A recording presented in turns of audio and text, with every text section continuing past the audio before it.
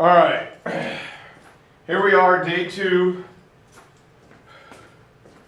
Should be Wednesday for you guys. I'm still in those meetings after going to a meeting Monday night that really frustrated me. But hey, wait a minute, today's Monday, so I'm actually speaking in the future.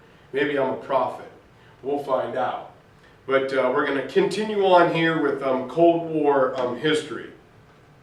As the Cold War moves on, the different marketing teams for each side begin to ramp up. Both sides, the United States and the Soviet Union, are actually going to hire firms to publicly campaign to justify their ideological and governmental position. The United States will promote containment of communism. Stop it where it is. We are going to defend democracy. That is our job. And we are going to further the capitalist form of economy across the globe. The Soviet Union quickly counters and says the common people, the proletariat, were fighting against the evil and the corruption of Western capitalists. These people are bent on keeping the worker poor. And underneath this propaganda, both were seeking to influence their power across the globe. During the Cold War, the Soviet Union and the United States once again will never directly fight each other. But the hostility between the two sides will spill over into smaller battles off to the side in remote areas, faraway places like Korea and Vietnam before it comes home to Cuba. Both of these wars or battles will siphon off resources from the two superpowers, as both are forced to expend great amounts of money, material, and people. The United States, however, has an economy that it could spend money while replenishing its treasury, while the Soviet Union has a more difficult time supporting their economy. Every time they take money out of the bank, there's little to replace it. And so it turns out what George Kennan said prophetically is sooner or later, communism will collapse on itself. But the first hot war or flashpoint we have in this era comes in the form of the Korean War. Korean War was the first flashpoint as the United States, the Soviet Union, and North and South Korea, and even Communist China get involved because of a mistake by General Douglas MacArthur. So the Korean Peninsula, coming off the side of mainland China, is occupied by a homogeneous group of people who have the same culture. Koreans are their own language, their own writing system, the same heritage. And while they're all Korean, the two sides will become quickly divided. It is something that lasts to this very day. Now, I've spent time on the Korean DMZ. I'll show you some pictures when we have time. So the people are all Korean, but they are completely and totally divided. Think of it as like the United States in the Civil War, or, white and red Russians, completely separate. And it has lasted this very day. It's the world's largest DMZ, where there are 5 to 9 exchanges of live fire every month. It doesn't get reported because it's almost commonplace. So, after World War II, in 1945, the United States and the Soviet Union agreed to temporarily split Korea right in half along the 38th parallel. At this split, the United States and its forces will occupy the southern half of the Korean Peninsula, while the Soviet Union will occupy the northern half. And the division will become permanent. After North Korean Kim Il-sung became an ally of the Soviet Union. We promised to have an election, and whichever side won, we were going to agree to, but you know what? Sometimes you just can't let that happen. And what was going on in Korea was exactly what the Truman Doctrine was specifically created to prevent. All right? The Truman Doctrine says communism will not spread. So we back South Korean leader Syngman Rhee. And there is an era of palpable tension and hostility until 1950, when the Northern Communist government will invade South Korea. The goal of North Korea was to occupy and unify the entire country of Korea. The United States forces were pushed back and were fleeing toward the South Korean port of Busan, when the United Nations acts and they organize a defensive alliance for South Korea. The United States will be put in charge, and it is World War II Pacific hero General Douglas MacArthur who will be put in charge and command the international troops. MacArthur will perform a risky landing at the port of Incheon on the west side of the Korean Peninsula and land behind the northern Korean forces. When this happens, the North Korean attack is destabilized. They're kind of cut off from each other, and slowly but surely, over time, the United States quickly the United Nations forces, slowly push the North Korean back over to the 38th parallel back into North Korea. Now, General Douglas MacArthur was ordered by President Eisenhower not to aggressively push too far into North Korea. Push them back and then stop. Don't get too close to China. Do not upset, do not threaten China, or Chairman Mao Zedong may bring his forces into it. Well, MacArthur thought he knew better, and since Eisenhower was his former chief of staff, he didn't like taking orders from a subordinate. MacArthur goes ahead and attacks near the Yalu River. The Yalu forms the barrier between China and Korea in October of 1950. It's at this point where Mao Zedong will send thousands of Korean soldiers into the battle. The United Nations troops were just simply overwhelmed with numbers of humans. And so the UN troops are pushed back once again to the original starting point of the 38th parallel. As a result of him not following orders, General MacArthur will be relieved of command in April of 1951. The fighting will continue until an armistice, or a ceasefire, is created in 1953. When it's all said and done, the dividing lines between North and South Korea are exactly the same as they were when the war began, on the 38th parallel. Currently, this area is the largest demilitarized zone, DMZ, in the world. There are nearly 300 million landmines placed on either side of the DMZ. I'll show you some pictures. North Korean troops are on the north side, and thousands of troops from the Republic of Korea, South Korea, and the United States are on the southern side. It remains the longest state of warfare in modern history, lasting from 1953 until the present day. You may be paying attention in the news with North Korea's testing of two-stage rocket technology, nuclear bomb delivering technology. Is a very, very, very tense area, as the capital of South Korea is barely 20-some miles from the border of North Korea. Seoul is like from here to RDU from North Korea, the border.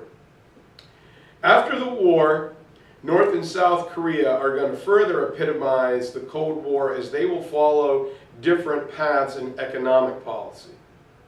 In North Korea, there's the totalitarian government, where it remains to this day. Its economy is strictly communistic. Much of the GDP of the country is geared towards the military. So while the military is strong, the people are starving. They have poor infrastructure, no electricity, they have some, but not much. no hot and cold running water, and the people are simply starving. In January, February is the only time it's cold enough for the heavy equipment to roll across the rice paddies. That is almost the most tense part of the year for South Korea. Now, I've seen the stuff in North Korea, so you guys can disagree what you read about in the books. I've seen it. I know what I'm talking about. Where in the south part, the democratic capitalistic country of South Korea will start slow, but with international investment and cooperation. Think of Hyundai. If you ask me about that story, I'll tell you about it. South Korea, LG and Samsung, electronics, Kia, Hyundai Motors has become one of the most economically powerful and prosperous countries in the world. South Korea is a high point, a good example of success after the Cold War. South Korea is a major player not only in Asia, but in the world economically and as well. So it really rags to riches story. If some of you have been to Seoul, I know you can't go 30 feet without seeing a giant Samsung flat screen somewhere hanging on the wall advertising one of the most populated cities in the world. South Korea has done amazing, and they were able to showcase their success to the world when Seoul was given the 1988 Summer Olympics. It was like kind of their coming out party, showing the success that they enjoyed to the world. So, following Korea, we are going to go, South Korea is called one of the Asian tigers. North Korea, completely different story, where state-owned factories and farms, a kind of collective 5-year plan system. They were a smaller version of the Soviet Union before World War II, and things just haven't worked out there. We gave Kim Jong-il a cold water nuclear reactor in 1992 to generate electricity. Well, if you get a map of the world at night, National Geographic, and look at North Korea, there is no electricity. Why? Because we know they are not using it to generate electricity. You've heard it from me. Thanks, Secretary of State Madeleine Albright. And Kim Jong-il said everyone must sing with a single tune. Everybody must be on the same page doing the same thing at the same time. And as a result, we have reoccurring problems there to this current and very day. So, after that, we move on to our next hot point, and that is the island of Cuba, just 90 miles off the Florida Keys. And here's where things get a little dicey. Cuba had existed as an independent country, but it was heavily dominated by United States influence, being just 90 miles from Florida. The Cuban government enjoyed having the United States so close, but Cuba was extremely poor run with political corruption. The leaders were either inept or incapable of looking after their citizens, or just blatantly corrupt, stealing a bunch of money. And they began to protest the government and its leadership and its horrible actions toward the people. So by the 1950s, Cuba was being led by United States-backed leader Fulgencio Batista. Fulgencio Batista. If you've seen the movie Godfather Part 2, this is where Michael and Fredo part. It's New Year's Eve when Fulgencio will flee and the country will become communist. Batista's leadership was not only inept and ineffective, but he was corrupt as well. And on July 26, 1953, university students began to openly attack Batista's government. One of the leaders is famous Fidel Castro, who will lead the Cuban revolutionary movement in 1956. Castro and his followers openly attacked Batista's government, and on New Year's Eve 1958, Fulgencio will flee in the famous Godfather Part 2.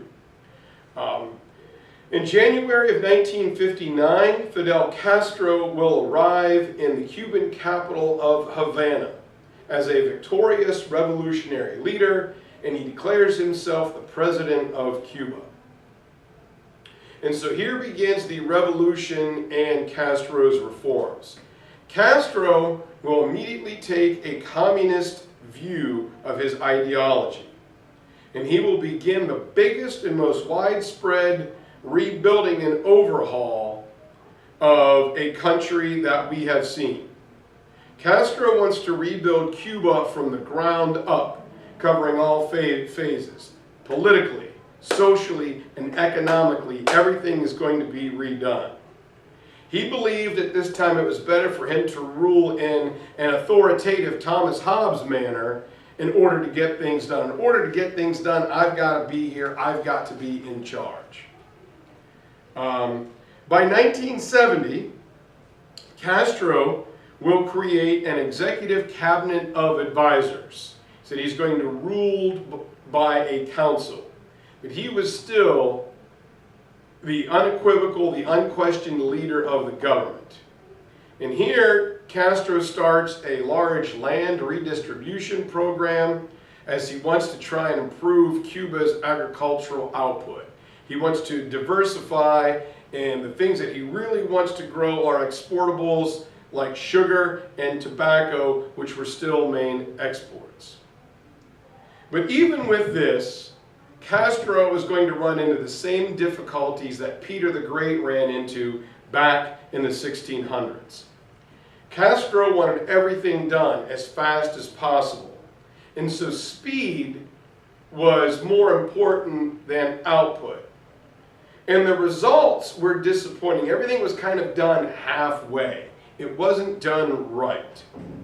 Not even the governmental leaders or the farmers had any training, had any experience with a project this big and extensive. Instead of starting small and getting that down and working outward, Castro tries to do everything at one time. And it just wasn't possible for factories and farms and agriculture and politics. It was just hard. And fearing a collapse, the Soviet Union was extremely happy to have a communist so close to the United States it made them laugh. The Soviets are forced to step in and provide large cash subsidies, money handouts, to keep Castro in power. The Soviet Union needed Castro as a part of their propaganda tool. And it was also a good way for them to be able to spy and keep an eye on the United States. So the Soviet Union and other Warsaw Pact countries promised to be trading partners for Cuba's exports, as Western countries will put an embargo on them. So, but before 1970, since we have a communist so close to our borders, the Soviet Union, when they back Castro, will make the United States angry. So we viewed him as a threat. So in 1961, the United States will enlist exiled Cubans to carry out an invasion of their country. Their goal was to topple Castro and install a pro-American democratic regime. And so in a very poorly executed debacle of a plan known as the Bay of Pigs, the attack and the invasion failed miserably. It was an embarrassment to the United States. It was the low point of President Kennedy's presidency, and it does nothing but further increase the hostility and the tension between the United States and Cuba. We were trying to topple and take out their leader and the Soviets. Just about 1 year later, in 1962, the world comes the closest it will ever get to nuclear war. We're going to watch it here after the AP exam. And that's the Cuban Missile Crisis. And here's where the term mutually assured destruction came into play. When the Bay of Pigs was done, it solidified Castro's relationship with the Soviets. Now they were locked together. And they capitalized on this, making the United States look like a bunch of buffoons. So Cuba will then allow the Soviet Union to construct nuclear missile batteries 90 miles from the United States. That could get anywhere in the country in minutes. The United States government and President Kennedy were not only angry, they were also terrified. And so to respond to the threat, President Kennedy will set up an embargo, a blockade around Cuba, which stopped any ship from coming and going from Cuba. And diplomatically, we demanded the United States admit to having nuclear weapons in Cuba and immediately remove them. Well, the whole thing internationally takes part over about 2 weeks. It's called 13 days.